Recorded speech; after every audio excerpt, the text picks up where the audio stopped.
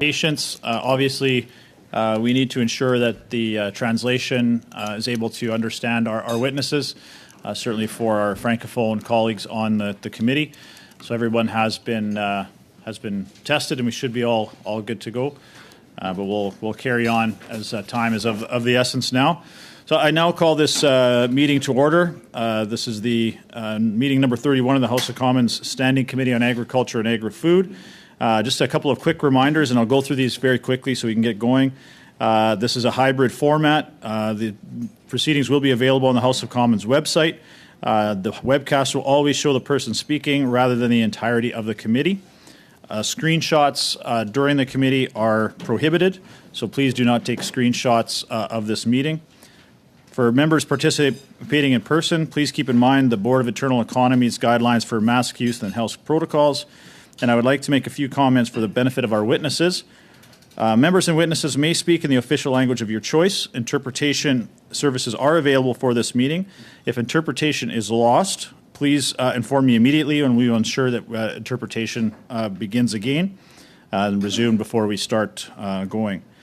Before speaking, please wait until I recognize you by name. If you are on video conference, please click on your microphone to unmute yourself.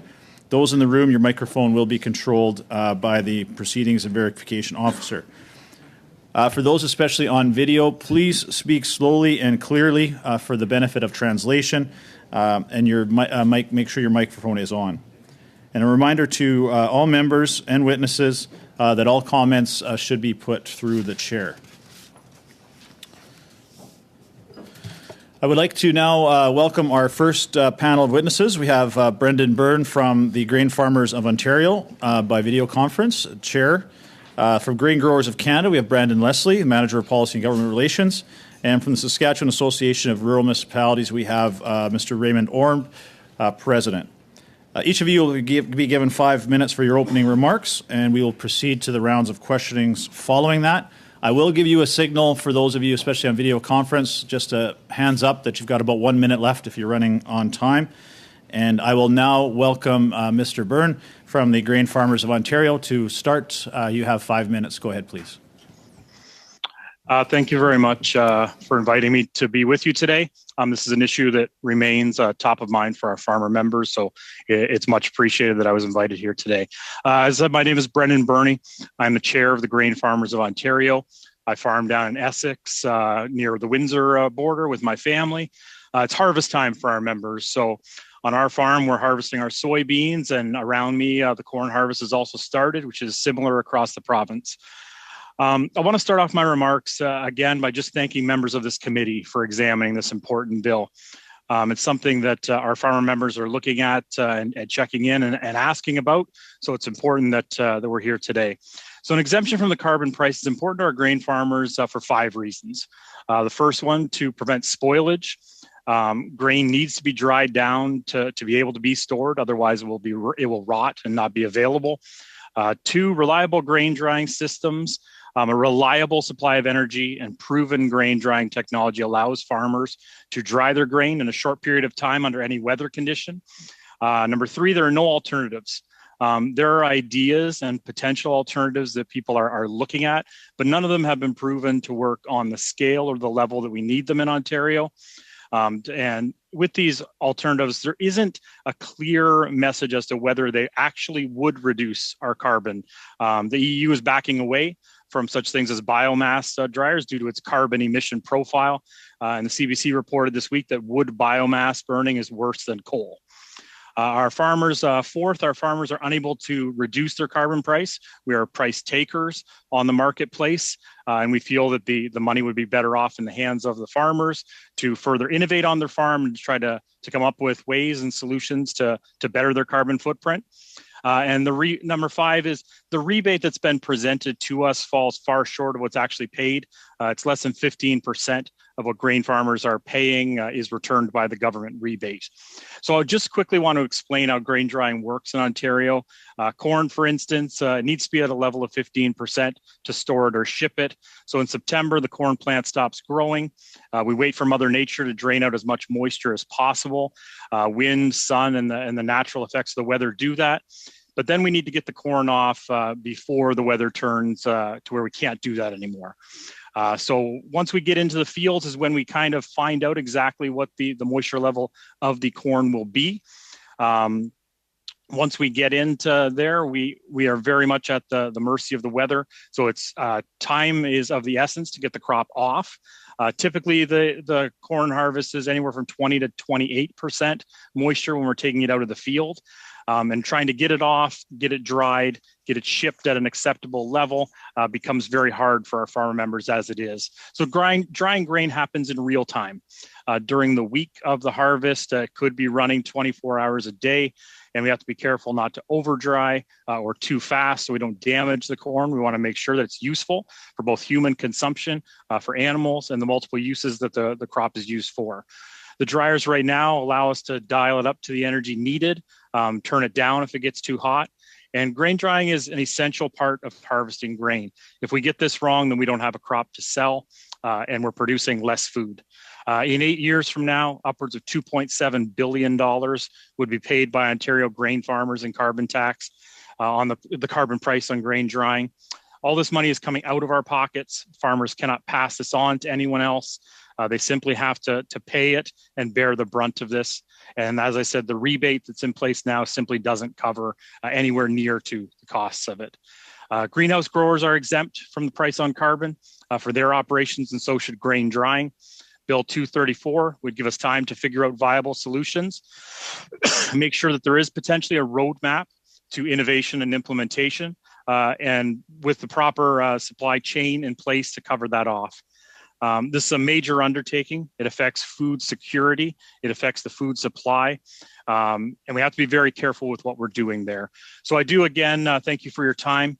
If you haven't seen what grain drying looks like, we could certainly submit a video. It's about 3 minutes that shows you that. But I do want to thank everybody on the committee for taking time to consider this bill, and we look forward to a good discussion. So thank you very much. Thank you very much, Mr. Burney, and you certainly are welcome to make a submission to the committee as well if that's something you think would be beneficial. Now we will turn it over to Mr. Orb for 5 minutes, please. Thank you. Good afternoon.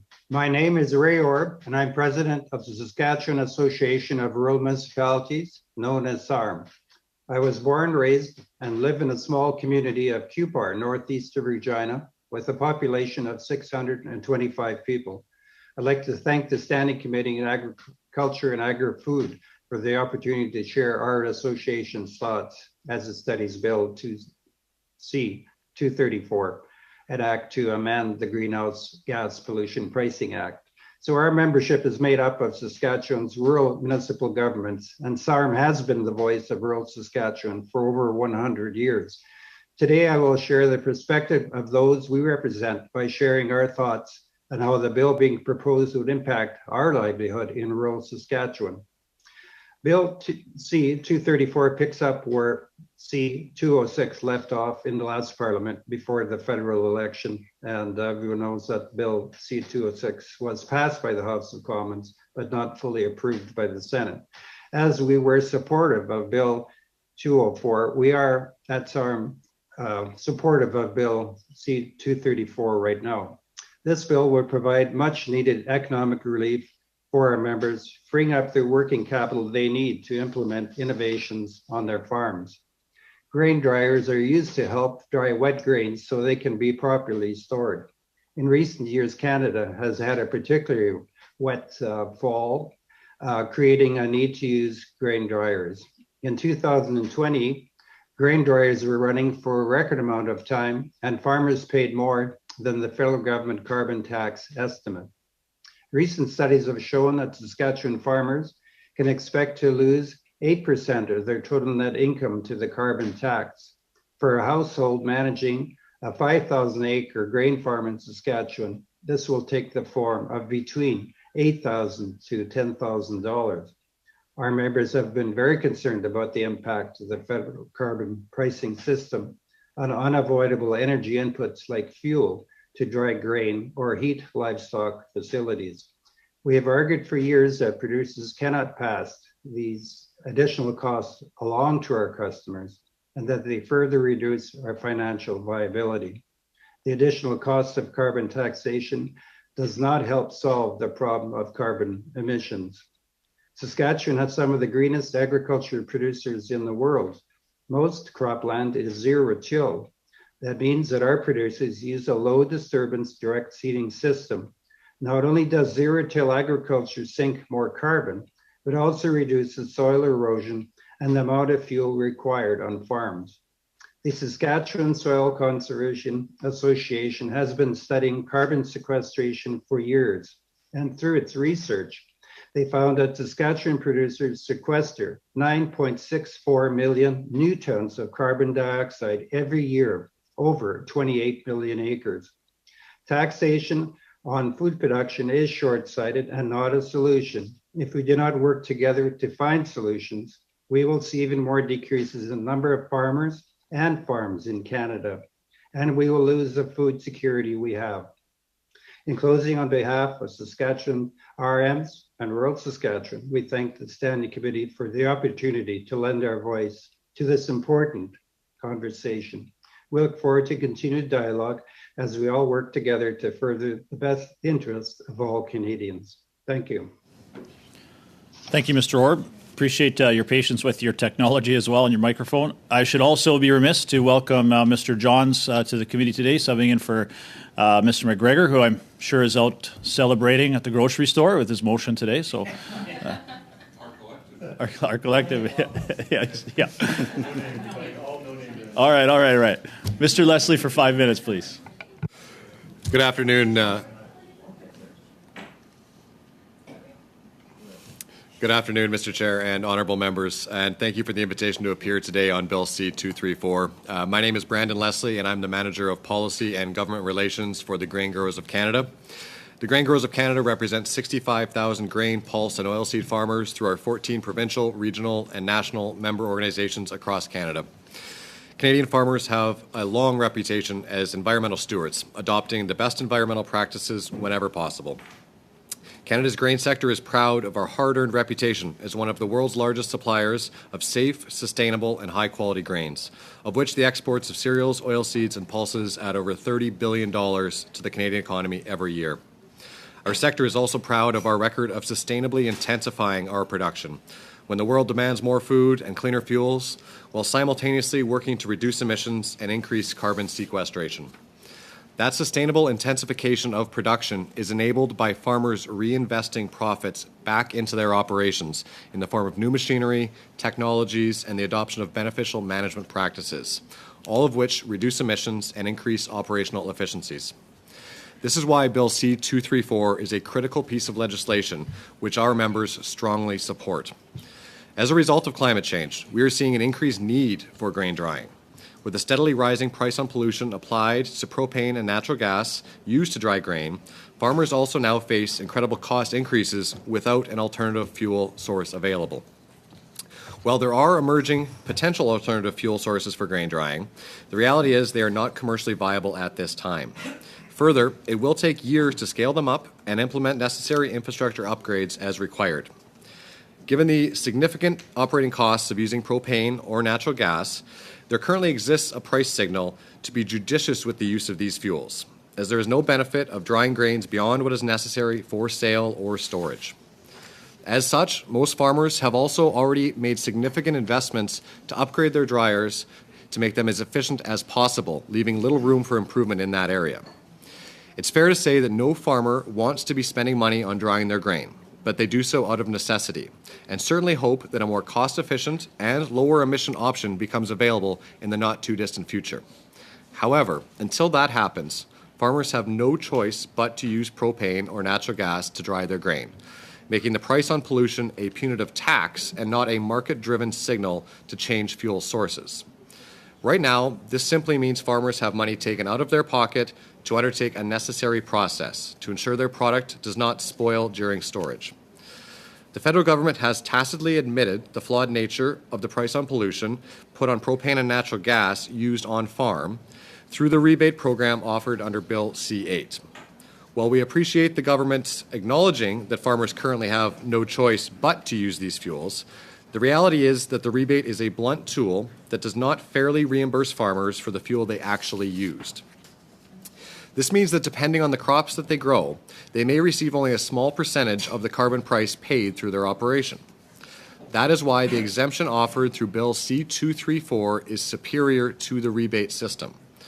With an exemption in place, Canadian farmers will remain competitive and have additional working capital to reinvest in their operations, leading to more tangible environmental outcomes and emission reductions. Grain drying is necessary to maintain the grain's quality. Taxing this practice will not result in emissions reductions and instead will hinder farmers' ability to invest in sustainable innovations. A reinvestment into updated machinery or technologies has proven to make real progress in emission reductions. Canadian farmers need policy and the incentivization of innovation, of best management practices and other adoption tools, and put working capital back into farmers' pockets. Farmers are simultaneously facing rising input costs, rising interest rates, and increased debt loads required to finance equipment and farmland. So for many, every dollar counts. It is also important to note that the passage of this legislation would not alleviate all of the carbon pricing costs and those associated signals that are built into the prices of transportation and other inputs that farmers use, which are passed on to farmers. As price takers, they are unable to pass those costs on any further. Ultimately, the savings that would be found for farmers should Bill C-234 pass would make up just a small percentage of their overall operational costs, but will absolutely make a difference to their bottom line. By passing Bill C-234, Parliament would acknowledge the important sustainability efforts farmers have and will continue to make and to continue to undertake and empower them to reinvest in their operations, further reduce emissions, and improve on-farm environmental indicators. We urge all parties to support the swift passage of this legislation. And thank you, and I look forward to your questions. Thank you, Mr. Leslie. You've done right on time. I appreciate that. We also have a couple of new additions to the committee, old new additions. I'd like to welcome Ms. Rood and Mr. Steinley to the Conservative bench on the committee. Welcome. Look forward to working with you, of course. And we will now go to Ms. Rood to lead things off for the Conservatives for 6 minutes, please. Thank you, Chair, and thank you, witnesses, for being here today to discuss this very important topic. And a common theme that I've heard throughout the testimony we've just heard is the fact that the costs that farmers face, especially when it comes to the carbon tax on drying their grains in this particular instance, is not able to be passed on to the consumer. And what that means is that farmers are having a harder time making their ends meet, so they are not actually getting the profits that they should in their business to keep farmers farming.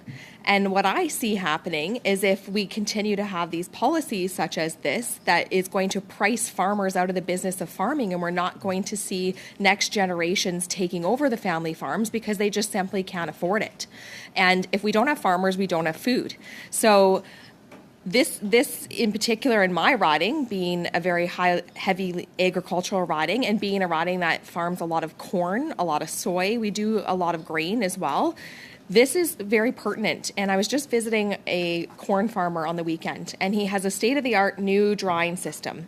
And what most folks don't understand is that the corn must go through the dryer in order to get it down in moisture content so that it can store. So, question for the grain farmers of Ontario. When farmers are paying, and it takes about, so just to go back for a second, 6 hours in a dryer is what I've been told at this farm to get their corn dry enough to go into storage, and then it's going to go on to become ethanol or go into feed. If farmers are running these machines 24/7, and sometimes it's for a month, sometimes it's for 3 weeks, sometimes it's for 6 weeks, and we've had a really wet fall. Moisture content is high in Ontario right now, and there's also a threat of disease setting in if they don't harvest the corn right now with the rain that keeps coming. What will farmers get back of the carbon tax compared to what they're actually paying? Because to me, $800 seems like a drop in the bucket to somebody who has to run a propane or natural gas grain dryer for 24 hours a day. Yeah, I can start that. I know it's going to be different across the province with moisture levels, where the corn is coming off at and how much it's used. But I've talked to grain farmers that paid an $8,000 bill in the carbon tax to dry their grain last year. And with the escalation of how that's going to be going from now till 2030, you're not wrong in saying that it's going to be putting family farms at risk. There's a lot of people looking at policy that's coming towards them, whether it be the carbon piece or fertilizer, and they're wondering how they're going to get through this time. Input costs are at a fairly all-time high.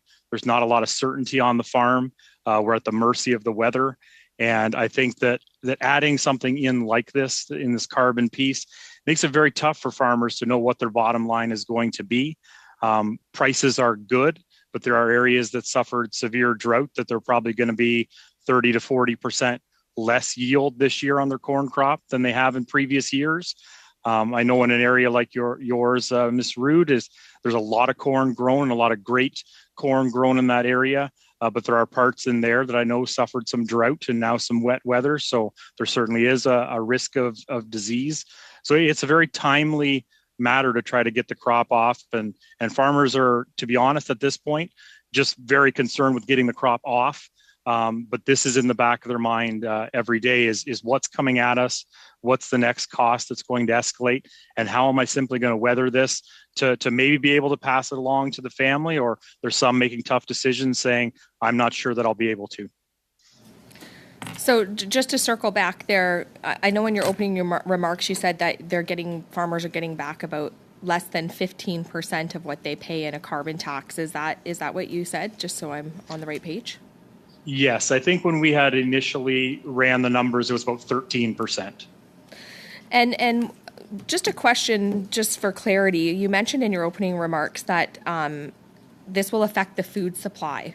So what part of the food supply will this affect? Because not all of this is going into ethanol. It's not all going into feed for animals. Just wondering if you can elaborate on that, just to give folks an idea of where this is actually going to affect them down the supply chain when it comes to their groceries. Quick answer, Mr. Sure. Bernie, sorry. Just a quick answer if you can, please. Yep. Yeah. At the end of the day, farmers might make decisions to say, I'm going to grow a shorter season corn to try to get it off at a lower moisture, which is going to result in less production, or they're going to be looking at ways to limit maybe plant less corn or less crops that need to be dried, creating kind of a shortage in those particular crops. So select your microphone. So I'm on microphone. Sorry, I'll stop the clock there. Sorry, Mr. Rood, you have another 30 seconds left, but you got him. Okay. No problem. Can you just elaborate on where that corn is going to go down the line after it leaves the farm gate for us, just to give consumers an idea of where it's going? Yeah, once it leaves the farm gate, it can be used in animal feed. It can be used in ethanol. It can be used in whiskey. It can be used in a lot of different things. If you go through your grocery store and you see high fructose corn syrup, so it will affect them across the board, whether it is driving, whether it is groceries. If there's less to be put into the marketplace. And the other thing is, the only way then for us to compensate is to try to bring supplies in from the United States, which they do not have this carbon tax. And so we're at a competitive disadvantage from the start if we lower our yields. Thanks. And then start bringing more product from elsewhere. Thank you, Mr. Bernie. I appreciate that. Thanks, Ms. Rood. Now I turn it over to Mr. Drouin for 6 minutes. Great. Thank you, Mr. Vice Chair. Great to see you in that position, and it's good to see my colleagues rejoin this committee. It's been a pleasure working with you guys in the past, and I look forward to working with you again in the future. My first question would be going to Mr. Byrne. It's good to see you. I know you're busy right now with harvest season, but it's good to see you taking the time to appear before our committee. One of the questions I do have is there's been talks through the former bill about putting a sunset clause, and just trying to get your sense.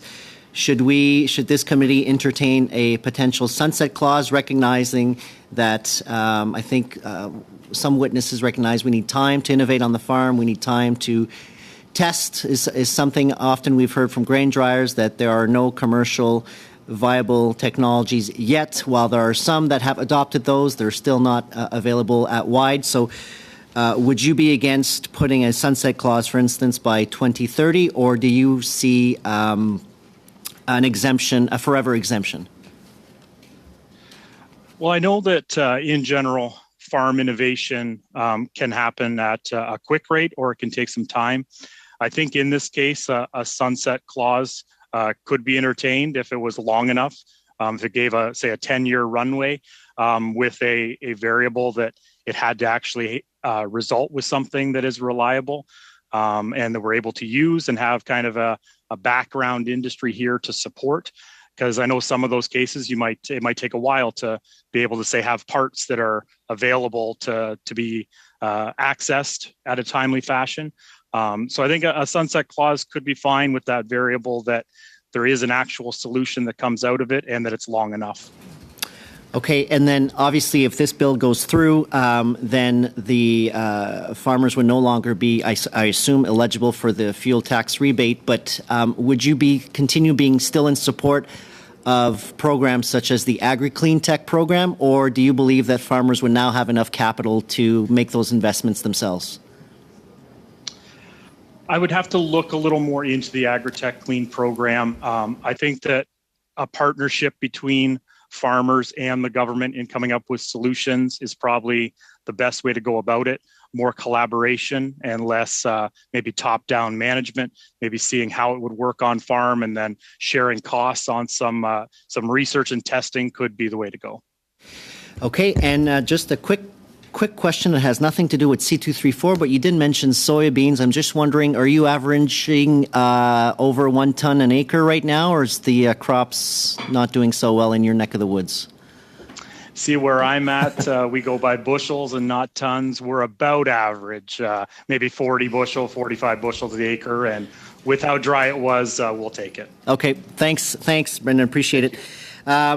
Question to Mr. Leslie. It's good to see you before committee, and I would be reminiscent if I'd say we haven't worked the land prior to this committee appearance, you and I before.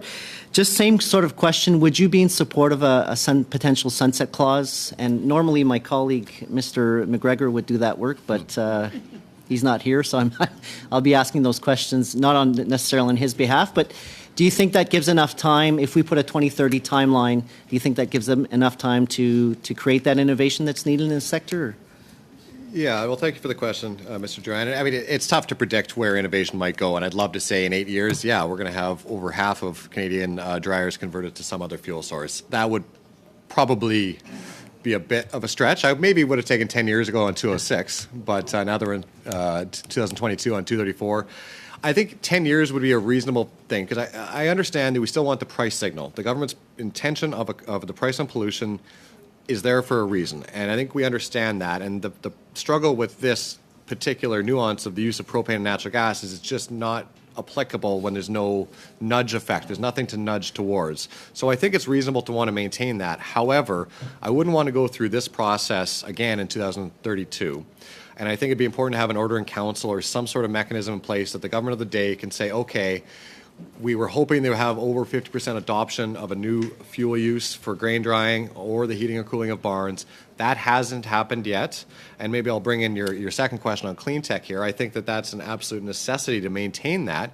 If we want to have the sunset, I think it's important to make sure that we have the funding to have these new technologies embraced and enabled on farm. So I think the two-stream approach will continue to be necessary. But I think it's reasonable to have a sunset clause as long as there's an ability for government to not just have the exemption drop off at a time that all of a sudden farmers are forced to have, at that time, a $170 a ton carbon tax all of a sudden thrown back on them. That would be a real crunch to your operating expenditures at that time. And is that something that you guys is that something that you guys as a sector working with, I know it's not the farmers themselves creating these technologies, although some of them do, but are you working with industry to say, okay, we've got these potential costs going up, and are you guys are you investing in research and innovation so our members can benefit from this? Yeah, I mean, as an organization, we don't have the finances to pick and choose project proponents like that. But I think, as you say, farmers are innovators by nature and are regularly tinkering on their own because this is their money that they're spending on these costs. So they see an advantage of a different fuel source. They will try to enable it. And they are certainly the consumers, just like we are consumers of normal products that we're seeing a price signal on. They are too. And they are looking for these when they become available. it is difficult as a sector, as an industry, in the commercialization of products like these. We talk about how many farmers there are. We're talking tens of thousands, hundreds of thousands.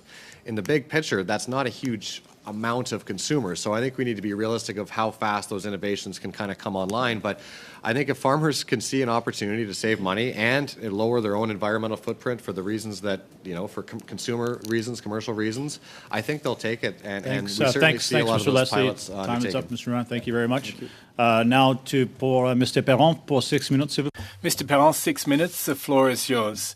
Well, thank you, Mr. Chairperson, and thanks to the witnesses for being here, and welcome to our friends who are back before the committee. I'll start with Mr. Orb, if I may. You said you're the voice of the rural regions, and I just want to make sure I heard you right earlier. When we referred earlier to the fuel tax or the carbon tax rebate, you said that on average, growers get 13% rebate on what they paid out. Is that correct? Sorry, I lost my translation for some reason. I was saying, if you can hear me, you said earlier in response to a question that producers on average received 13% rebate under the carbon tax rebate. Is that correct? Maybe we'll work on that. That would have been myself. Yeah, that would Yes. have been Mr. Byrne on that, Mr. Perron. So maybe you want to redirect while we figure out Mr. Orb's technology here. Okay, indeed. I thought that everything was settled, but Mr. Byrne, go ahead. Take a stab at it, please. I was the one that made that comment, and yes, that is the number. Is we had worked it out to under 15% of actual spent dollars on carbon were being refunded by the rebate. OK. Puis est-ce que I see. And I don't know if Mr. Orb heard the question and understands it. Otherwise, we'll ask someone else. But as far as C206 that was studied in the previous parliament is concerned, there's an addition for farming buildings. Is it as crucial to have an exemption for buildings as it is for grain drying, please? c'est évident, ça fonctionne pas avec monsieur. Clearly, it's not working for Mr. Orb, so Mr. Leslie. Did you hear my question? Do you have an answer for me? On the second part there, sure. I mean, we represent the grain growers. We do have obviously mixed farm operations involved as well, but I don't want to speak too much for the livestock sector. But I can say, I suppose, that when we look at in the consumer world, my home is heated by natural gas. To see a transition away from these fuels on large-scale operations where you need a lot of heat, you think of a chicken barn or any livestock barn, it's going to take a while. OK, merci. Thank you. Of the 13% that was mentioned earlier, is it your understanding that would be the same ratio under C8 of 13%? So as it relates to the 13%, and this is a challenge because there's no uniform application of how much of a rebate you will get. This is based on your expenses, not the amount of fuel you use. Moyenne.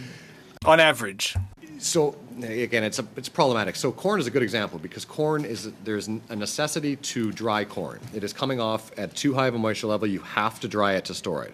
You might bring off a cereal crop at the correct moisture at 13, 14%, or you might have it at 15%, and you can take it off via air drying, and you don't actually need to use a fossil fuel to heat it. But it's when you get up into a wet year, 2019 was a good example, in some places this year, where you need to drop 4 or 5 points. It's inconsistent in how it's applied, and why this is problematic and why I would say the exemption is preferable is if you bring off all of your cereals, for example, dry, and you really don't need to use your dryer that year at all, you could still be eligible for a rebate under C8 based on your overall expenses, even despite you not using any of the fuels that we're trying to solve this year. So I think that's why the more flatlined option would be to exempt those that are using the fuels for that purpose rather than an unequal reimbursement based on whether or not you use the fuel at the end of the day. Je comprends bien. I understand your point. Now, tell me, earlier we talked about the infamous sunset clause. You referred to a 10-year time frame. Now, it's difficult because we weren't talking about buildings, but as far as the need for innovation is concerned, I think that there are more alternatives for buildings than in grain driving. You'll correct me if I'm wrong in that assertion, but do you think we need the same sunset clause or the same time duration for the carbon exemption? I couldn't speak to the advancements in innovation in building, heating, and cooling. Okay, I understand. Mr. Burns, your thoughts. The same question, please. I am in a similar area where I do not have animals on farm or animal barns. I think that they could be looked at from that sector, having somebody to speak on that. Well, very quickly, you've all referred to a 10-year time frame. Does it really have to be 10 years? Could it be 5? Could it be 8? Your thoughts? Well, I think in general, when we came here, it's more having an exemption in place, period. The innovation, it can happen at a rapid rate, or it can take a long time to establish an industry. I don't think it's an easy way to jump in and put a number on it. If we're saying 10, it gives some roadway for government and farmers to work together on it. In a short term, I don't think that can happen as quickly as you might think. Je m'excuse. Sorry to cut you off, but what's currently being done in R&D in the sector? Is there any R&D underway? Are there any solutions on the horizon? Yes or no? Yes, I know Grain Farmers of Ontario has several research projects right now undergoing different ways to dry grain. Okay. Just in closing, Mr. Chairperson, I think my time's about to run out, but just a point of order in terms of translation interpretation and the sound test. Clearly things aren't working as they should with Mr. Warb. So, Mr. Orb, if we could just be a tad more careful and perhaps bring some witnesses back, but if I could submit some questions in writing to Mr. Orb and he can respond in writing to the committee in due course. Merci. J'ai donné plus de... Yes, I did give you a little bit more time given the issues. Oh, it's not about more time. I need the answers. If I don't get an answer because I'm a francophone, well, that's an issue. Yes, I understand, says the chairperson. Mr. Orb, do you have your, just before we move on, do you have your translation selected as English? Yes, I do. I could actually hear the gentleman. I had problems at the beginning, but I got it straightened out. Okay. And before we move on, just because we have had a witness cancel in the second panel, we're going to extend this panel past the time. So, Mr. Perron, you'll have a second round to ask Mr. Orb some questions if you want after on the next round. Oui, mais c'est... Okay. Well, yes.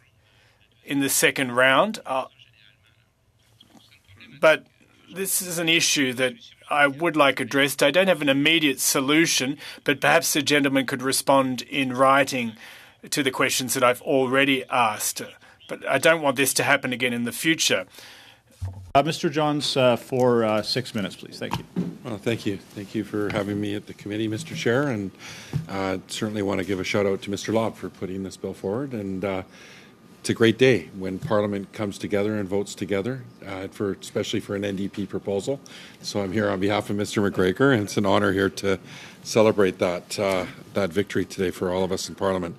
I guess my question, and I apologize because some of this will be somewhat repetitive, but it'll help with our theme of questioning. The committee's been hearing that the advancements in technology that would allow farmers to dry their grain without the use of propane natural gas is likely about a decade away from being readily available and economically viable. Can you talk about your views on implementing a sunset clause for this exemption such that a 10-year period, the statute would revert back to the language that currently exists? Maybe, Mr. Byrne, just if you wanted to maybe speak to that a little bit. Yeah, I think like we've spoken about previously there is this, if the sunset clause gives enough runway for actual innovation to take place, it can be helpful in work. As you're saying, like a decade away, a lot can happen, and we'd be open to seeing innovation, hopefully solving it. And would like to say that I don't think it slows down innovation by allowing us to operate how we are on our farm right now. We're running efficient ways. We're doing the best we can to eliminate any deficiencies. And at the same time, if something innovative comes to market that will save us money, our farmers are usually the first on board to jump in and implement that and make it work on their farm. Super. Now, on the subject of advancements in technology, I know my colleague, Mr. McGregor, asked Agriculture and Agri-Food Canada about emerging technologies, and Natasha Kim, an Assistant Deputy Minister at AAFC, said the government has invested $1.5 billion to help farmers reduce carbon emissions through sustainable practices and technologies. But when asked specifically about new technologies for grain drying, she referred to business risk management programs. Maybe, Mr. Leslie, you kind of alluded to this, that we don't know where we're going to be in 10 years and what supports are going to be there. Can you talk about what innovative developments are on the horizon for the grain drying industry and how long these will take to come to market and what supports are needed? Sure, and I will say in defense of the government, there has been a program for grain dryers specifically. The challenge with it is it's grain dryers it's an expensive piece of equipment. So whether to upgrade or to buy a new one, we're talking about hundreds of thousands of dollars. So even a couple $20 million fund doesn't go very far when we have several tens of thousands of grain dryers across the country to either upgrade or to build newer, more efficient ones. But in terms of the technological advancements, as it relates to the 10-year, it's going to be a challenge. If we think of the need to look at what are the outcomes of using a different heat source. One of the things that we've looked at would be biomass, and one of the ideas has been the use of straw that is currently, after harvest, there's straw in the field. Well, what is the impact of taking a harrow over that field again? What is the diesel usage to pull that straw together to then bundle it, save it, and then burn it as needed? What is the impact on soil organic matter? And there could be ramifications in the forestry industry, whether it be wood products. Maybe there's options there. I don't know what the impacts could be, but I think we need to look at this in a bit of a holistic manner. Maybe these fuel sources are possible, but what are those impacts going to be on X other factor? And then in the context of how do we convert tens of thousands of dryers to that? What is the manufacturing needs to get the proper new innovations on each of these farms, and at what scale can we actually do that? To your question about 10 years, I think that's ambitious. I think we're okay if it means getting this legislation passed, and a sunset is a good idea, and that's why I'd go back to a mechanism, an order in council, whatever it is, to allow that if that doesn't happen in the timeline, I think we'd all like to see, and certainly the farmer, that if he could see reduced spending on this, he would more than happily make those purchases. And again, adding the environmental benefit, he or she will happily do that. But I think we need to be realistic in how fast this could be brought up to scale to have meaningful impact in terms of overall emissions for our country. Yeah, you talked about scale, and these programs that you talked about, and forestry. I come from a forestry area, and all of the programs, the really solid programs, are oversubscribed, tenfold. Can you speak about access to those funds and what that looks like on scale, and what's needed in terms of the federal government really stepping into this? Yeah, in this example, the program specifically for grain dryers was filled up very quickly, and again, it's when you could be a $500,000 grant for a large operation for a new grain dryer from scratch. Like this is a major investment in one operation, and you extrapolate that across the country, across tens of thousands of potential, clients who are the farmers. It will quickly fill up. So we're looking at pretty significant investments. And I think the government has shown that they're willing to put their money where their mouth is and make these sorts of investments in these clean technologies. And we certainly support and appreciate that. But I think we need to recognize the scale in which for this to be adopted at widespread use is going to take some time and quite a bit of money. Mr. Byrne, do you want to add a bit in terms of those programs that are out there and access and what's needed to support farmers? Sure. Yeah, I would just echo the comments that were there on you can put some money out, but when the expenditure is going to be large on a farm side, those dollars can be used up fairly quickly. And I like when we're looking at this runway, I do also point out, like when we look at, say, electric vehicles today, that took decades and decades before it was even an approachable idea that was going to work. It is still a long ways away. So sometimes emerging technology looks great on paper, but it does take a lot of steps before it's actually functional and is supported by an industry on farm. And in the case of dollars... Sorry, Mr. Byrne, I don't want to cut you off, but hope you'll have maybe a chance to build on that answer with another round of questions. No problem. So our final round, we'll start off with Mr. Steinley for 5 minutes, please. Thank you very much, Mr. Chair. And I just want to get some numbers on the table right now for what we're talking about when it comes to emissions. 1.6% of all emissions in the world are Canadian. Of that, 10% is agriculture-related emissions of the 1.6% of our country's total emissions. So I don't know, maybe Brendan, you can answer this. How much of those emissions in agriculture do you think are coming from grain drying, barn heating? Would there be, or anyone on the panel, if they'd have a estimate of what percentage of those emissions are we talking about for this carbon tax right now? Because it's not a price on pollution, it's a carbon tax. So do you have an idea what those emissions would be?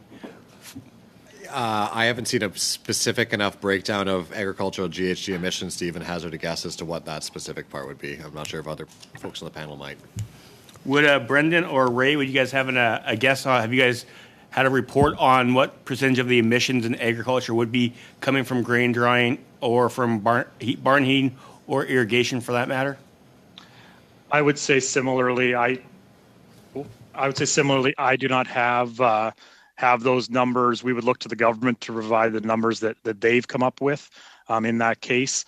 I know that in speaking before, it was thought that grain drying was happening 24/7, 12 months of the year when they were just putting some of the numbers out.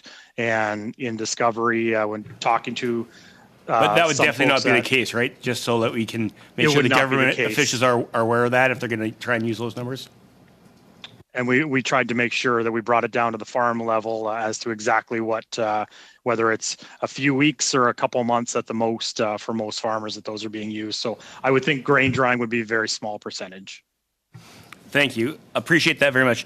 I would be remiss if I didn't ask Mr. Orb a question. Thank you for being here once again and representing the voice of rural Saskatchewan. So we heard from Mr. Byrne that he thinks about the rebates in Ontario are less than 15% of what producers are paying in carbon taxes overall in the overall bill. Would you have a guess or an estimate of what percentage of rebate would be covered in Saskatchewan? Would it be less than 15%? Or what do you think producers in Saskatchewan are getting back compared to what they're paying?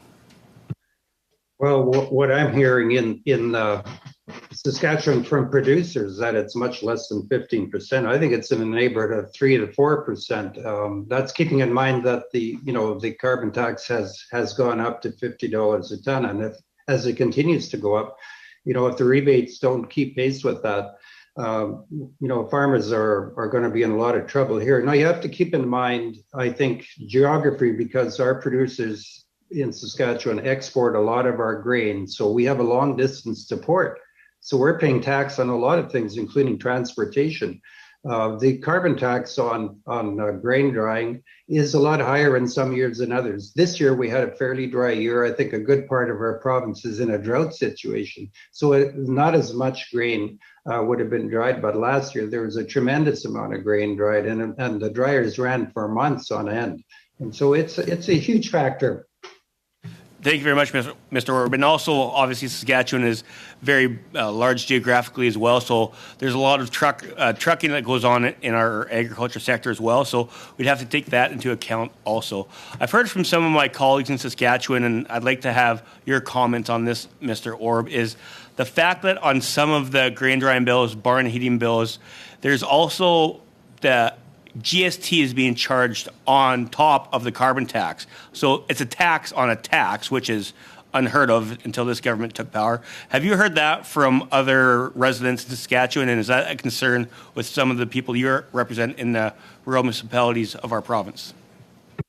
Yeah, definitely the carbon tax, is a factor, but the GST on that is something that we see as being really unfair, and we're not sure why the federal government is charging a GST tax on top of the carbon tax. It seems like that's a bit hard to take, and I wish that would be something that the federal government would look at. I don't feel, our organization doesn't feel that their farmers should be paying GST on carbon tax. Well, thank you very much, Mr. Orr. I appreciate that. And I think I have 10 seconds left, but I just say thank you all for coming out and presenting to the committee. It's great to be back on the Agriculture Committee, and we appreciate all the hard work you guys do in representing your producer groups. Thank you very much, Mr. Stanley. Now to Ms. Valdez for 5 minutes, please. I'd like to thank the witnesses for joining this discussion today. Through you, Mr. Chair, I'm going to direct these questions to Mr. Leslie. Are you aware of any grain farmers in your industry that have used fossil fuels as an alternative? As an alternative to, For energy? I'd say it's the core use right now. Fossil fuels would be the. So I came across an interesting article about an Ontario farmer who gave up propane and fossil fuels to invest in biomass. In fact, a Manitoba company has introduced the bio-dry air for some farmers, which has reduced costs while fighting climate change at the same time. Do you believe that biomass-fueled air dryers are viable for the industry? I think that's the hope. I think that everybody agrees we would like to transition. It's just a matter of how quickly can we scale those up. And I think these pilots are a great opportunity to highlight that it might work. And I think that's one of the biggest things that farmers, this what we call extension in our industry and others, would be, okay, we can see that this can work, whether it be a research trial for a certain crop commodity or anything else. So I think that opportunities like that are a great way to highlight, and the more broadly we can have them adopted, the better. There's a lot of innovations that are being undertaken out there, and I think everybody wants to see what will work and how we can make life a little bit more affordable for the operation. Have you been able to see any pilots of this kind with biomass being executed, and how long do you think that would take to scale up in future? I can't predict how long, from the manufacturing and every aspect of it, I couldn't predict how long that might take. There's an example of one farmer that spent about $150,000 in traditional grain drying costs in 2019, but when he switched to biomass, that cost went down to about $3,200 in 2020. Would you agree that this system would be something that's more cost-effective without putting a price on pollution? I would be curious what cost it took for him to convert to have that be the fuel source. I would be curious what the fuel source was and what impact it might have on his operation. I'm not here to defend the use of fossil fuels in this operation. I'm here to explain that this is the way that farms across the country currently have the infrastructure set up to use propane and natural gas, and whether it be electrification, biomass, whatever it might be, is not something that is immediately around the corner en masse. And that's the problem that I think we're trying to, and that's why I think we're open to the sunset clause. We're trying to find a bridge to find the solution that we can all, hope to achieve. Thank you for your input. These questions are for Mr. Burney. You mentioned that grain farmers in Ontario have advanced in cover cropping for soil and water health, environmental tilling practices for soil and water health, and precision agriculture practices for minimalized environmental impact. Do you have enough evidence to suggest that these practices are enough to reduce carbon emissions as opposed to transitioning away from these fuels? I wouldn't look to have enough evidence to support what we're doing in terms of a future. I think a lot of it is what we've been doing to show that we are environmentalists and stewards of the land. We weren't directed to have to start no-till cropping. We simply in Ontario took initiative and decided to, and found out that it was better for the soils. Farmers on farm are doing the very best they can to maintain the soils, and to what Ms. Rood alluded to earlier is to be able to pass those fields on to the next generation better than when they had them. Thank you. And when Bill C-23 was introduced, you said that farmers continue to bear the brunt of the carbon tax, both paying the tax for on-farm fuel used for drying grains and paying the increased costs added to necessary inputs and services as vendors try to recoup carbon costs on their end. Can you expand on this and what you meant by this as well? Well, I think in general, as a farmer, we are price takers. So we have nowhere where we can pass that on to somebody else. So if a carbon tax is applied to, say, trucking or different things like that we use on farm, those costs get passed to us and they stop with us because we have nowhere to recoup that carbon piece because we sell to the Chicago Board of Trade numbers, which are the numbers for our industry, and we have no way to pass that on to somebody else. Thank you. That concludes my questions, Mr. Chair. Thank you very much, Ms. Valdez. We have a couple of minutes left, so I just want to go to Mr. Perron and Mr. Johns for 2.5 minutes each. So, Mr. Perron, 2.5 minutes. The floor is yours, sir. Thank you, Mr. Chairperson. I hope the interpretation works better for Mr. Orb this time round. Mr. Orb, what I asked earlier, in the previous iteration of this legislation, building heating was not included. So here's my question. Is it just as essential to have an exemption for building heating as for grain drying? Yes, thank you very much for the question. And I have to apologize that my translation system wasn't working earlier on. But for our members, for our farmers in Saskatchewan, the grain drying aspect is much more important than heating livestock buildings. But we do have some people, that have buildings that house livestock, in particular dairy buildings and things like that. So we think it's important as well for them to have a rebate or an exemption, as the case may be. And I know that in other parts of the country, perhaps British Columbia, Ontario, Quebec, provinces like that, more livestock are housed that way in buildings. But for us on the prairies in Saskatchewan, in particular, it's a grain drying that is the highest cost for our producers. Merci. Thank you. And for grain drying, well, it's quite well established that the alternative solutions are not very effective for the time being. What about building heating? Are there more options, and is there any research and development underway in that particular field? Yes, I think there are more options going on right now that we've seen, geothermal and things like that. We have buildings heated by solar, some using wind power, electricity as well to serve those buildings. But for the grain drying, because our producers, our farmers put a lot of grain through these are actually quite big structures and dry a lot of grain. What a farmer will harvest during the daytime will quite often be dried by his facility during the night. So in the morning, these structures are ready to be filled again. And so there's a huge volume that goes through, and there's nothing out there for our farmers that are affordable to convert. It's simply, if that was available, I'm sure our farmers would be looking at those kind of options. Thank you, Mr. Orb. Merci, Mr. Perron. Now, Mr. Johns for 2.5 minutes. Yeah, I think I can stay in the same thread. Maybe Mr. Byrne will ask you, are you aware of any scalable or viable alternatives to natural gas and propane, that exist for heating and cooling barns? And maybe, a question around electric pumps. Are electric heat pumps a viable alternative to fossil fuels for heating and cooling in barns? In terms of barns, I really don't have experience with that, as I do not have any animals on my farm. Okay. Mr. Leslie, do you want to dive in and try that? Not in the heating and cooling barns, no. It may be a question. I understand one change to this bill, C-234, that was not in the previous bill from the last Parliament, C-206, is that the new one allows for the heating and cooling of barns or structures, quote, including those used for raising or housing livestock.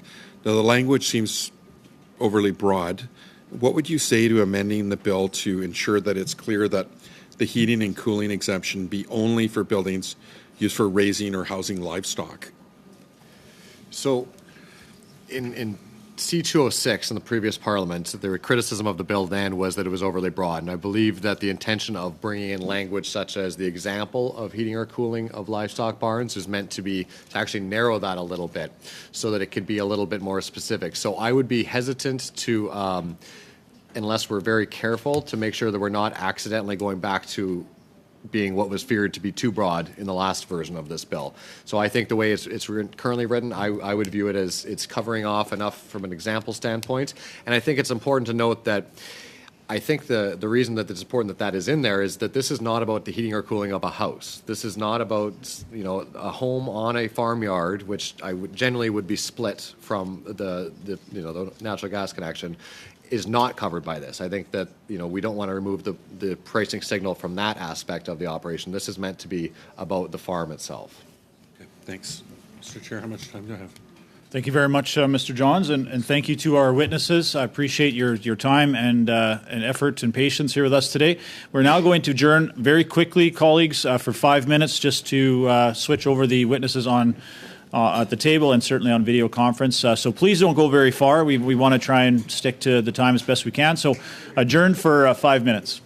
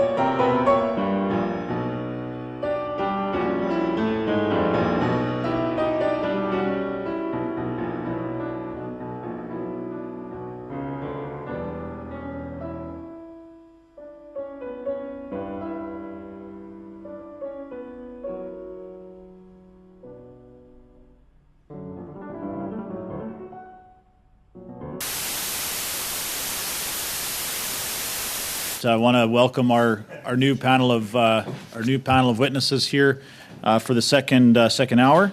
Welcome to the Senate Committee of Agriculture and Agri-Food. I know my colleagues at the table have heard this spiel a little bit, but for the benefit of our witnesses, we'll go over a little bit today that we are taking place in a hybrid format. You can view the proceedings on the House of Commons website. Just so our witnesses know, no screenshots are allowed during the meeting. Please be sure that our witnesses, especially those on video, you can speak in the language of your choice. Interpretation will be on the go, but speak slowly and clearly as best you can to ensure the easiest job for our translation team. If translation is lost, I'll try and grab your attention as I can, and we'll get that back up and proceeding before we move on with your time. Before speaking, please wait till I recognize you by name. If you are on video conference, please click on the microphone icon to unmute yourself. Those in the room, your microphone will be turned on automatically by our verification officer. And a reminder, too, that all the comments by members and witnesses should be addressed through the chair. Now, I would like to welcome our committee members back to the committee table and introduce you to our two witnesses we have with us this afternoon. From the Agri-Food Innovation Council, Serge Bai. Mr. Bai, thank you very much for being here, the Chief Executive Officer of the Agri-Food Innovation Council. And from the David Suzuki Foundation via video conference, we have Mr. Tom Green, who is a Senior Climate Policy Advisor. Mr. Green and Mr. Bai, you will each have 5 minutes for your opening remarks. I will kind of give you a bit of a wave with 1 minute left, just to give you a bit of a warning, and then we will move on to our questions from our committee members. So maybe, Mr. Bai, I'll start with you for your opening comments. 5 minutes, please. Thank you very much, Mr. Chair. It's nice to be back here in person after 2.5 years of virtual meetings and internet connections in rural regions. I would like to thank the committee for inviting the Agri-Food Innovation Council to speak on this issue. We had spoken on a previous legislation that was very similar to this one earlier. I can first assure the members of this committee that no one in Canada is waking up in the morning and with the idea to use more carbon and pollute our atmosphere. No one, and certainly especially no one in our farming communities. However, the reality is that while major improvements have been made to limit the carbon emissions by the farming community in Canada, there is still reliance on fossil fuels, despite the fact that there have been a huge amount of progress made. I heard a question from one of the MPs earlier in terms of, if Canada is responsible for 1.6% share of the pollution in the world, farming is estimated at anywhere from 8 to 10%. Correct, but it doesn't take into account the huge amount of work that farmers do to also offset pollution in the country, and that's important to note as well. Let me be blunt, Mr. Chair. Two options exist to deal with the pollution and the use of fossil fuels. We penalize the farming community and hope that by hitting it over the head repeatedly, they magically abandon fossil fuels or polluting sources of energy. Or we take measures to support the farming community as it transitions to alternative fuels and less polluting sources of energy. Imposing a carbon tax on the farmers that don't have alternatives feel like we're hitting them over the head.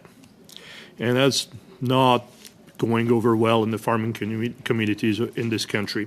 Whether or not it's grain farmers or livestock, I heard a few questions about livestock producers on that front. The fact is that the availability of alternative fuels and sources of energy in some regions of the country is scarce, if even existing. And to the farmers that are tied to using sources of energies tied to fossil fuels, the carbon tax feels like a punishment. They are told to produce food, play a crucial part in our food security agenda, but to do so, they will be penalized. And that doesn't feel like a fair policy. Our brief document, which we shared with the clerk and hasn't been translated, and we can talk about that too, but proposes some solutions that will lead us toward decreased reliance on fossil fuels and better adoption of new technologies. Support increased research for proof of concept on Canadian farms. Fund increased scalability and provide incentive for adoption. I heard Madame Valdez talk about examples in various communities. There are examples throughout the country, fantastic technologies. The scalability is simply not there. It's not something that you can just suddenly increase to all of Canada and all our producers. The costs are simply prohibitive in some scenes, and yes, some large farms will be able to take advantage of some of those new technologies, and then we're going to write off the family farms, which I'm not sure is something that this committee wants to do. So we therefore would advise the government to reverse the trend that has seen the disappearance as well of extension services, because they are key to the adoption of new technologies and provide support to the farmers on that front. I would like to commend the government on developing some programs that are going in the right direction. Indeed, the government is supporting research for new technologies and provide limited incentives for adoption, but not enough. And if we are looking at an exemption here on this carbon tax, we feel it's important to go for this. The taxing of fossil fuels is simply penalizing farmers while they have already done so much to decrease their carbon footprint. Precision agriculture, conservation tillage, improving energy efficiency in buildings, use feed that was produced in sustainable ways, conservation cropping techniques, effective manure recycling technologies to reduce methane and nitrous oxide emissions, grassland management. A lot of those things have been adopted on a voluntary basis, not because people were taxed to do so. Those are only a few of the processes adopted by farmers to decrease their carbon footprint and to support their objectives toward lower GHG emissions in Canada. To the members of this committee, there is an increasing divide in our country. Rural regions feel ostracized by urban ones. The adoption of this legislation would enable farmers to see that this House and in this Parliament recognizes their reality, values their effort, and supports them. Ladies and gentlemen, this society is sufficiently divided and we don't need to further increase the gap, especially between urban and rural regions. If you want to tax the polluting, Hummer-driving urban warrior until they're forced to ride a bicycle, please fill your boots. But to recognize that farmers drive trucks because they have to. That's simply not an option. They have to hit their grain to make sure that their grains are dry and can go to the market. There is no choice. They heat the barns because we're in Canada and it's cold. There is no choice as well. And for them to be taxed on those is a major concern for them. My hope is that we're able to rise above the partisan politics and increasingly incentivize the adoption of less polluting technologies and avoid penalizing farmers. Let's make the decrease of our reliance on fossil fuels a positive experience and create bridges between communities. Let's not divide them further. Mr. Vai, yeah, good, thank you. I gave you a little extra time there, but we'll do the same for Mr. Green from the David Suzuki Foundation if you're a little over 5 minutes, but please start your opening remarks. Oui, merci bien. Thank you for the opportunity to appear before you again. Always good to be here at this committee. As Bill C-234, like Bill C-206 before, it proposes amendments to the Greenhouse Gas Pollution Pricing Act. I want to begin with reiterating some reasons why Canada's pollution pricing system is so important. I also note that since I last spoke, Bill C-8 recycles revenue from the 4 backstop provinces to farmers. So I'm speaking to you today from Vancouver, where we are constantly reminded how the combustion of fossil fuels is accelerating climate change, from wildfire smoke to a heat dome that killed over 500 people, to atmospheric rivers that destroyed critical infrastructure. And obviously farmers are being affected by all these trends. We are concerned and disappointed that some politicians are spreading misinformation about pollution pricing and misrepresenting the impacts of this key climate policy, even taking advantage of price increases in world oil and gas markets caused by Russia's unjust war of aggression on Ukraine to advance misleading arguments. We have even heard statements in the House recently suggesting that the carbon price is ineffective. When it comes to affordability concerns, let's remember that 90% of the revenue collected through the federal fuel charge is returned to households in provinces where the backstop applies. Most households actually receive more from the climate action incentive than they pay. Second, provinces have the option of designing their own pollution pricing schemes and deciding how to recycle revenue to households and businesses. They can also address competitiveness concerns. The Commissioner on Environment Sustainable Development audited Canada's approach to carbon pricing in a report that was tabled last spring and stated there is broad consensus among expert international bodies such as the World Bank, the OECD, and the IMF that carbon pricing is critical to reducing greenhouse gas emissions. They also stated carbon pricing is broadly recognized as one of the most efficient policy approaches to reducing greenhouse gas emissions. So we note with concern that some politicians are saying pricing pollution is not working, despite the fact that it is one of the most effective policies to reduce emissions. In BC, we have had a price on carbon for a longer time period, and the benefits are already accruing, with a 19% reduction in transportation sector emissions. We agree it's important to get pollution pricing right, and there's room for improvement in both implementation and complementary measures to address disproportionate burden where these occur. But that's not what Bill C-234 proposes. Instead, it would set Canada on a slippery slope of sector by sector, interest by interest exemptions that risk fundamentally undermining the GGPA as an economy-wide measure. Each sector can be advancing similar arguments as those being made before the committee today. If all those arguments were heeded, pollution pricing would be eviscerated. Furthermore, Bill C-8 assured that proceeds from the carbon levy on fuels used on farms in backstop provinces is now returned to farmers in a manner that doesn't undermine the incentive to abate pollution. If the current bill passes, farmers will get duplicative pollution pricing relief.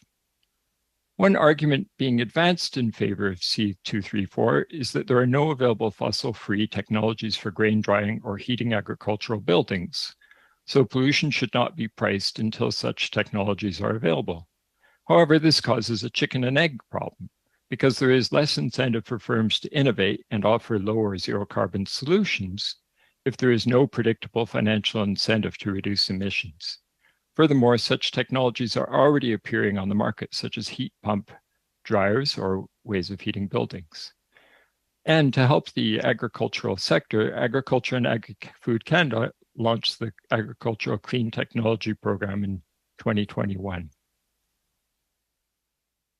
I had the opportunity to testify before you a year ago, and I refer you to my remarks explaining why the exemption is fraught and a slippery slope to undermining carbon pricing. I also reiterate that like C-206, C-234 would entail a new fossil fuel subsidy at a time when Canada has committed to reduce these emissions. The David Suzuki Foundation urges the committee to reject C-234 and turn their attention to better ways in which the federal and provincial governments can support farmers in the transition to net zero. There are other solutions that merit your attention. For instance, we have recently published a major study modeling on how expanding clean electricity supply across Canada and the pivotal importance of electrification so as to swap out fossil fuels across the economy. We suggest the committee could attend, for instance, how farms can have sufficient access to a supply of affordable net zero emissions economy. Thank you very much, and I welcome your questions.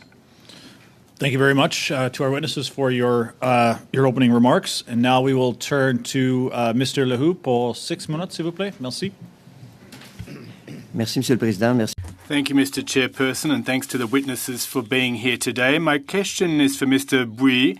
I liked your thought process and conclusion about the dynamic between rural and urban areas. I think it's important and must not be ignored when it comes to taxation, and the exemption for heating buildings is important, yes, for grain drying, but also for heating livestock buildings. In your opinion, are there any viable technologies in the marketplace, realistically speaking, for small and medium-sized businesses, not just for big corporations? Answer, no. We heard the previous witness refer to heat pumps, and we're not going to be able to achieve this with heat pumps when it comes to grain drying, for example.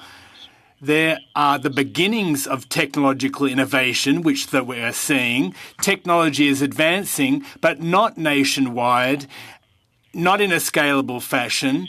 We're often compared to Holland, the Netherlands, but a quick reminder, it's a small country where the population is concentrated. And to go from farm to farm in Canada, you have to cover great distances. So a whole of market solution doesn't exist. I understand Mr. Green's argument that if we don't do anything, nothing will ever happen. But I believe that there should be subsidies for the adoption of new technologies by conducting more research and not by penalising folks. Thank you very much, Mr. B. As far as incentives are concerned, do you have any proposals or suggestions to make? Clearly, Bill C-234 needs to be enacted so that the farming sector can have time to adapt to these new technologies. What kind of incentives are you referring to? We've seen a number of programs be put in place, but what form would they take exactly, and how should we better support farmers? Response. Well, I think we're only limited by our ambition. Ms. Valdez referred to small pilot projects, and perhaps they could be made scalable and applied in other regions and on other farms, but we need much more funding than what we're currently seeing. We need research and development in a number of existing technologies which don't necessarily work that well in a very cold country like Canada, but we need more research for proof of concept, quote unquote. We also need more support for farmers that want to implement that kind of technology, not just big corporations and farming companies, but small family-run operations and farmers. And then finally, we need to ensure that farmers can understand this new technology, give them the IT support and the training support that they need. You know, a farmer who's 70 and who gets a big bill for carbon pricing and then is told to put solar panels on their farm, they'll probably tell you where to go because they don't understand necessarily how that will be carried out. So it needs to be explained. Follow-up question. As far as heating of buildings is concerned, my region has a lot of egg and chicken producers, and that requires a lot of heating. Yes, thermopumps are one avenue, but could be very costly. How can we remain competitive? How can we have a competitive edge? Because pricing is a factor too, right? Response. Well, yes, there's these heat pumps, there's biomass, there is an array of technologies available, but it'll take time for those to make Canada competitive, and the price on that technology also needs to be competitive. And the viewpoint, the objective is to have our farmers remain competitive. It's all well and good to expand on the world stage, but we need to give our farmers the tools to do so. I like what you've said about distances and that analogy. Yes, we often compare ourselves to the Netherlands, but our country is much bigger than the Netherlands. So how do we factor that kind of thing in? How do we deal with the fact that we're talking about a 10-year time frame here before these technologies are actually worthwhile and helpful? Are we being too utopic? 10 years. Well, I think 10 years is too short a time frame. We're being told 10 years because, well, at least that'll give us 10 years to make headway. But I think a lot of those technologies still won't be in place by then. Not only will that technology be in place, but the capacity to make that technology scalable across this vast nation of ours is also a major challenge. Now, when it comes to technology to heat buildings and people say, oh, we'll do this in a 10-year time frame, we can't even give our farmers high-speed internet. You know, we always talk about our pipe dreams of doing X, Y, and Z, but sorry to cut you off, sir, but it's really important what you're saying.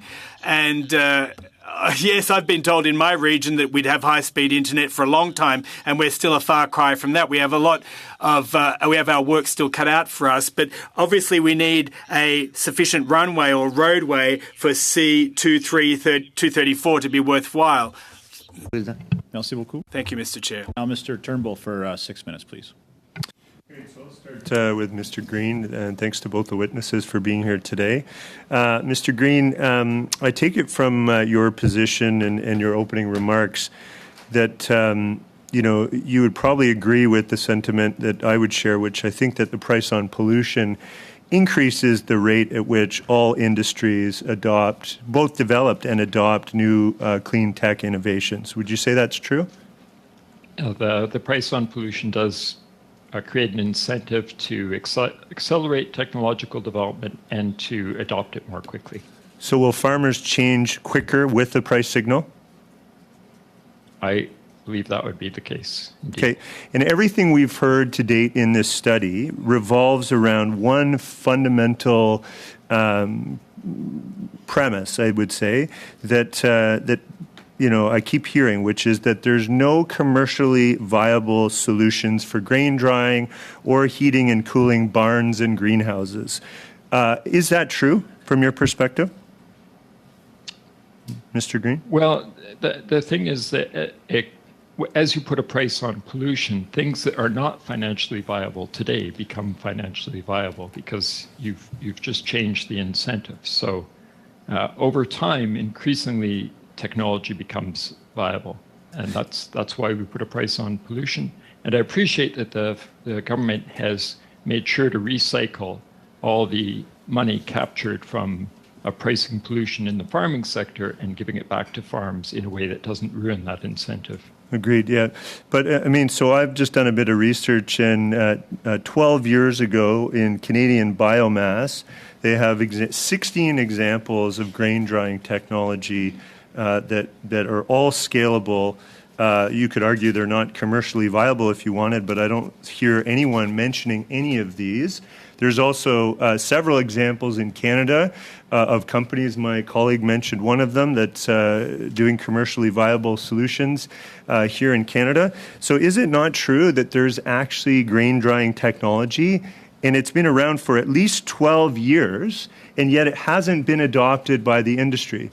Mr. Bouy, do you want to comment on that? Why is the industry not adopting the grain drying technology, which is here 12 years ago, documented? I'd love to comment, Mr. Turnbull, but I would respectfully, strongly disagree with you on the scalability of those technologies. We did actually mention ourselves in our brief on the previous legislation about the wonderful technologies such as biomass and others, but they're simply not scalable at this time. Mr. Green's comment is if you tax them and make it more expensive to operate, they will have to go to those technologies. They need to exist first. So the technologies may exist as a proof, as a concept, but you need to be able to scale it throughout the country, and that's simply not there, sir. Mr. Bouy, I have examples in my riding of greenhouses and barns that are being heated and cooled, okay, with solar, geothermal, and some of them air source heat pumps, which is the same as I can do in my home. And I have many examples in my riding of homes that are doing the same thing. So what's the difference? So how can you actually sit there and tell us that there's no viable technology when I have examples in my riding? I've got examples in the region I live with, which is a riding of one of your colleagues here on the table, where some of those technologies are there. They're not scalable. So the issue, there is a couple of things here. The cost for the investment, the cost for the first investment. Is the technology manufactured at a scale that will enable all the producers to be there? It's not. Is it viable in various regions of the country? Is it viable in northern Ontario as much as it is in southern Ontario? Those are the issues that so I don't mean to interrupt. I appreciate your response there. I understand the way business works and that there's an upfront capital cost to adopting any new technology. But the technology exists. It's there. So wouldn't it be better for the government to help farmers make the transition, keep the price signal and a rebate, but actually help farmers finance the transition to the new technology, since we have it already, and then help those companies scale up, which is exactly what the price on pollution is designed for in the first place. So, Mr. Turnbull, we don't fully disagree on one thing. You said, should the government be supporting farmers to invest in those technologies? Absolutely, hallelujah, this is great. But should they tax them to do so? That's a different philosophical way of seeing things. If you penalize people long enough and hard enough, will they make changes? I believe, that if you actually help people make the right choices, they will make the right choices. But can you not do both, Mr. Bouy? Can you not maintain a price signal which creates the incentive to change?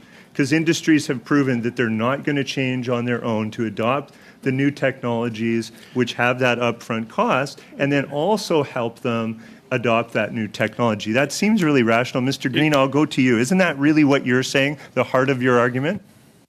That's precisely my argument. You create the price signal, you support farmers, you help the technology scale, and then we see transition.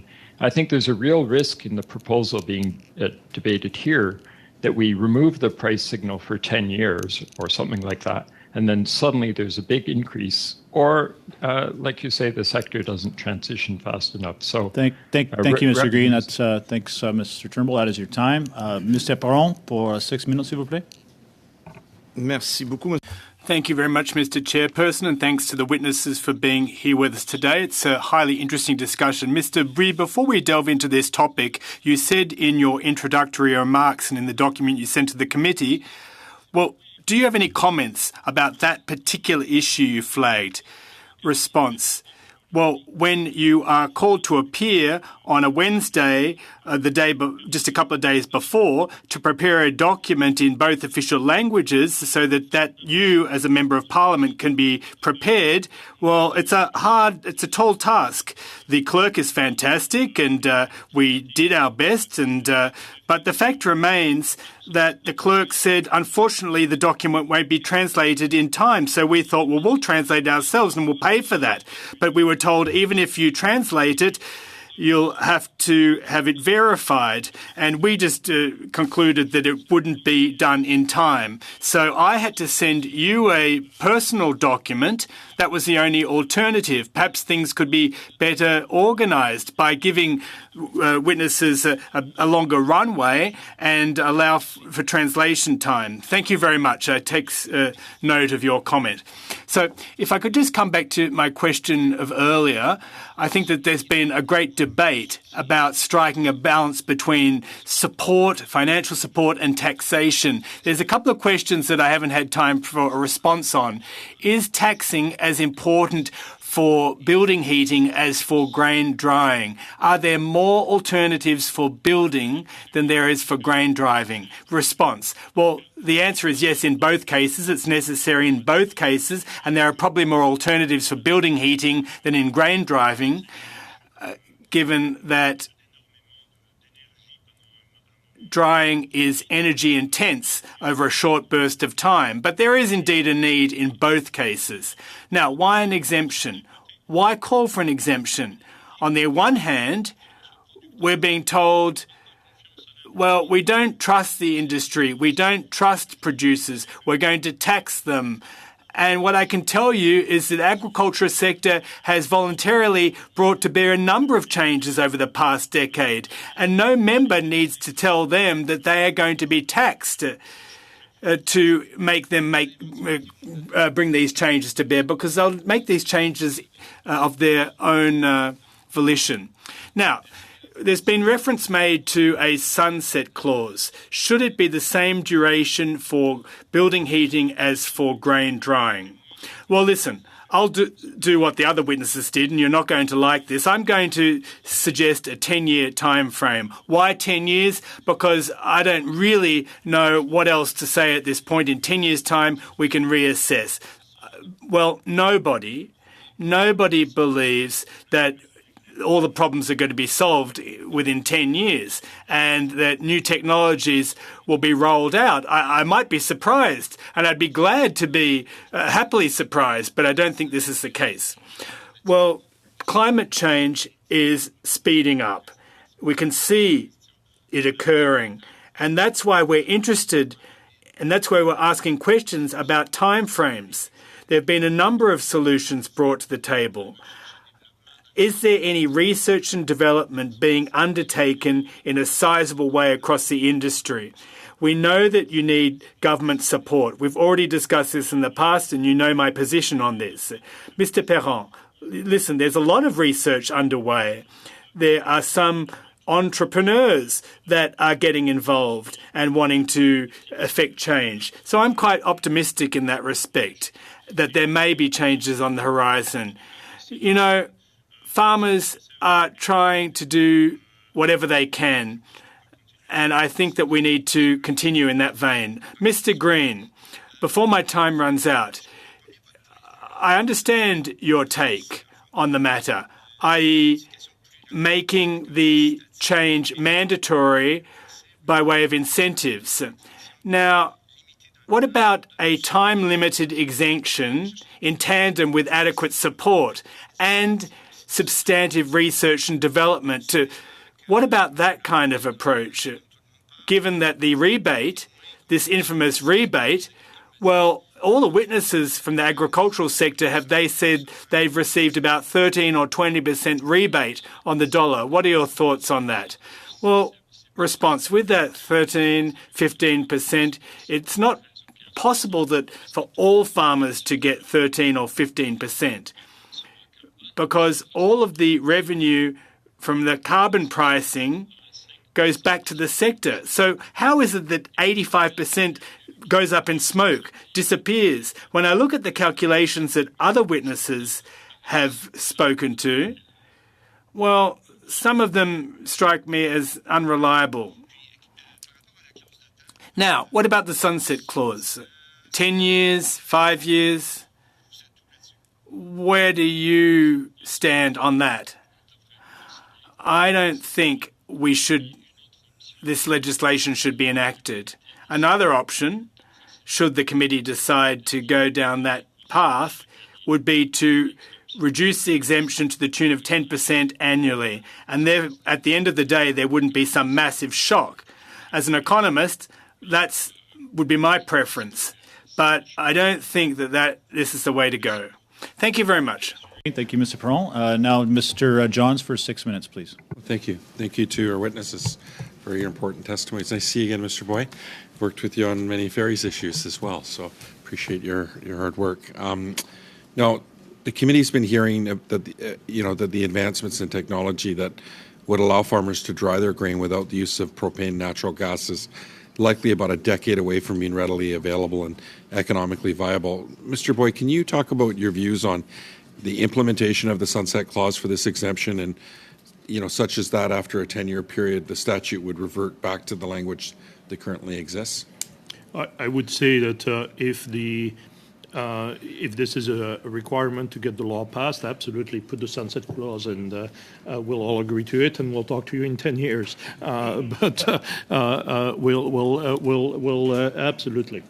No, I asked the previous witnesses, around advancements in technology. I know Mr. McGregor asked the Agriculture and Agri-Food Canada about emerging technologies, and Natasha Kim, the ADM at AAFC, said the government has invested $1.5 billion to help farmers reduce carbon emissions through sustainable practices and technologies.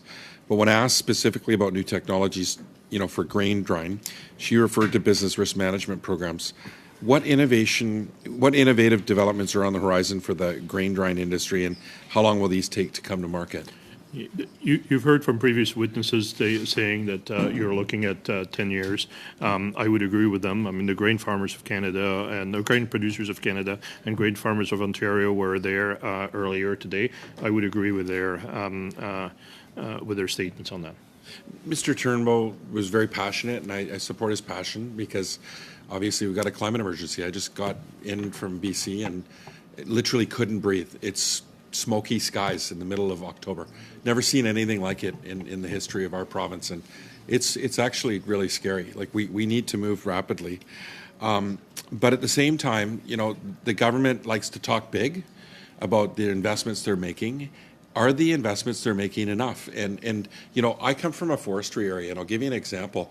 We had the ADM there from Western Economic, and we were talking about programs to improve our forest sector, lower emissions, and they were oversubscribed by 10-fold for the amount of money that was available. So in terms of movement, it's incremental. Maybe you can speak about what's needed from government if we're going to actually do this. And this is why I stated in my initial comments, sir, that the government has done has developed good program, has started good processes, but more needs to be done, and more needs to be done indeed to support the objectives that we want. Indeed, signing agreements internationally is not sufficient. Ensuring that we have the technology and the support necessary and to implement them is essential. The climate emergency is absolutely there, and no one is taking it lightly. None of the farmers, nobody in my organization, not me. If you look at my office, you will not see any paper printed, unlike some other witnesses behind me, because we don't print papers in our office in order to limit our footprint, carbon footprint on different things. So we take the steps that we can. We don't need to be taxed to take them. I listed a whole bunch of measures that farmers have done proactively. We're doing what we can, sir.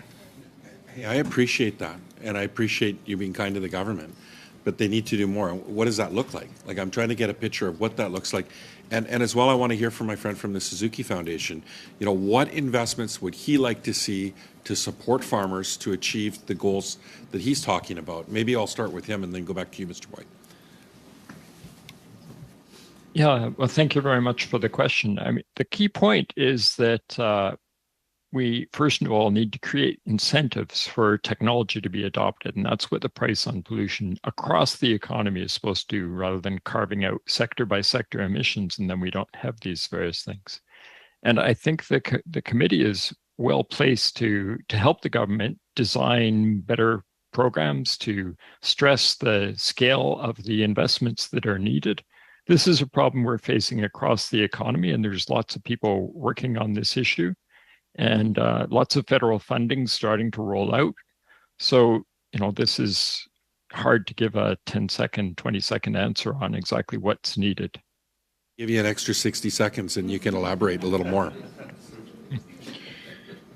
Well, we, for instance, electrification is one of the big opportunities that we see to support fuel switching. And we've recently put out a study, as I mentioned, that looks at what kind of investments are needed across Canada to clean up our electricity supply. And then we need to make sure that electricity supply is available to Canadian farmers. And, the amounts that would need to be invested are very, very substantial, and I'd be happy to comment more on that. Okay, Mr. Boye, you got I think 30 seconds left here. It's nice to say electrification and everything will be fine. Well, the fact of the matter, let's take Nova Scotia. I know the chair, the regular chair, Mr. Blois, is from Nova Scotia, right? In Nova Scotia, electricity is produced for coal plants, right? So that's already an issue, right? And then after that, the network is not sufficient to ensure that you suddenly have big grain dryers attached to that. Not that there's a huge amount of grain drying in Nova Scotia, but there are certain things on that. To throw blanket statements, create an incentive. An incentive to me is not a tax. A tax is a punishment, is a penalty. If you want to create incentives, pay farmers to adopt new technologies, enable them, support them, fund them. That's the view that I'm trying to say. Let's try to approach this in a positive manner rather than a negative manner by taxing. Sorry, Mr. Chair. No, thank you very much. I appreciate that. And thanks, Mr. Johns. Thanks to our witnesses as well. We are out of time. We do have about a minute. Mr. Bai, I just want to ask you one quick question, if I may, take some prerogative as the chair. Lots of discussion today from all of our different witnesses on what technology is available, and I don't think there's an argument that there are some exciting things on the horizon. But a lot of questions were around scalability. Just maybe a quick an answer from you on what's the difference when we're talking about scalability from a 200-acre farm to a 10,000-acre farm to the size of a house to a barn that houses 10,000 chicks in January. When we're talking about scalability, what does that look like to you, and how far away are we from that? We're really far away, and that's the problem, right? But it's not only scalability is not from one small house to a large plant, it's also across Canada, having all those technologies across the country. That's also part of the issue. We're not there. We're, 10 years, we may be closer to being there, but we're certainly not there at the present time. Thank you very much, and thank you, all the witnesses, for your time, and certainly for our committee members. A happy belated Thanksgiving. I hope everyone had a good break, and we will see you on Wednesday. Thank you.